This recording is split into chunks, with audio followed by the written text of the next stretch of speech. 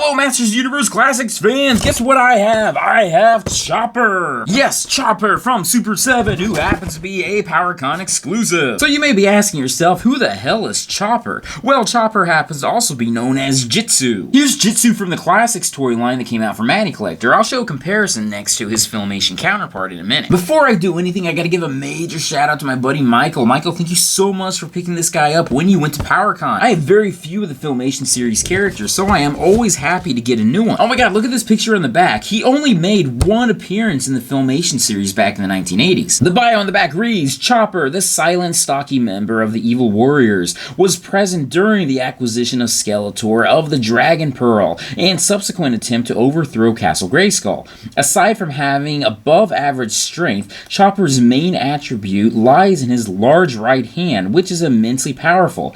In battle, Chopper could fell an opponent with a single chop. Despite his brute strength, Chopper was rarely utilized by Skeletor, with the evil Lord of Destruction relying on his more familiar henchmen. Again, he was only in one single episode of the series, but still, I'm glad he did make one appearance. And for reasons we won't go into, he is known as Chopper in this rather than Jitsu, so let's not go into that any further. With that, let's go ahead and open this guy up. And here he is! He only comes with one accessory, which happens to be his katana blade, which is painted just one single color, which means that it's only been molded in one type of plastic, and they didn't bother to paint it. Not that I'm complaining in any way, being that these are based on the Filmation series, and they're supposed to be much more simplistic, but I'm just pointing that out. You can see a close-up here. They did do a fairly decent job of putting in some sculpts. And putting it in his hand, you can see at least he does have another weapon besides his giant oversized hand. Look how smooth this body is. He does have a little bit of detail in the yellow colorings. Same thing with the back, because I've never really even paid attention to the fact that this whole yellow thing kind of goes around his neck. I'm sure you're all aware of this, but the Filmation series figures have much less detail put in their sculpts. So there is a reasoning as to why the different features do have a much more smooth look to it. I mean, look at this face. It is definitely a Filmation series face. And of course, he's got the big oversized hand. I've always been curious,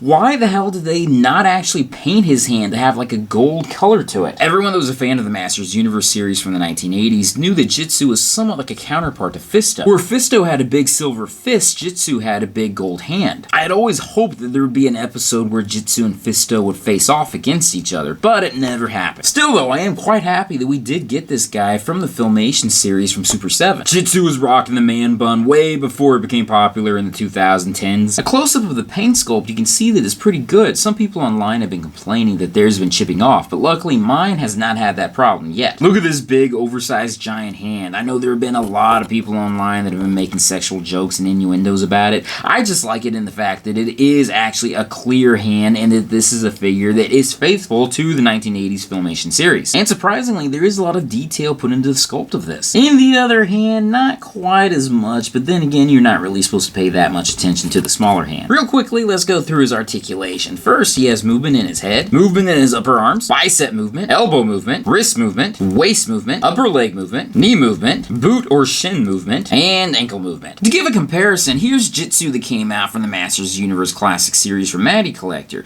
You can see that this one is much more in line from the 1980s toy figure that came out, whereas this one has much less detail. Although I do have to say, hey, wait a minute, does he have the Infinity Gauntlet? Also, look at these faces in comparison. Doesn't this guy look like he's so incredibly pissed off at you? The original Classics version also has a space on the back to carry some additional weapons. Here's a couple of the other Filmation series that I have from the Masters Universe Classics series, with, of course, Jitsu, and I put Lizard Man back there because I feel like he should be a part of it. Also, still really happy about the gay He-Man figure here, too. I'm just gonna say that. Anyways, though, I can't say much more about this guy. I think he's incredibly cool. Thank you, Michael, again, for getting me this guy. I'm going to be giving him a great home. I'm hoping I can get some of the other Filmation series figures that have also come out. With that, thank you guys for watching me in this video. Be sure to check out my Patreon site, check out my website, my social media sites, and everything else out there. Peace, love, namaste, and I'll see you guys later. Peace.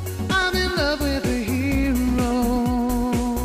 No joke, doesn't this really look like the Infinity Gauntlet? Wouldn't that be really cool if someone did some sort of custom paint job where Jitsu was really the guy that was running everything in the Marvel Universe?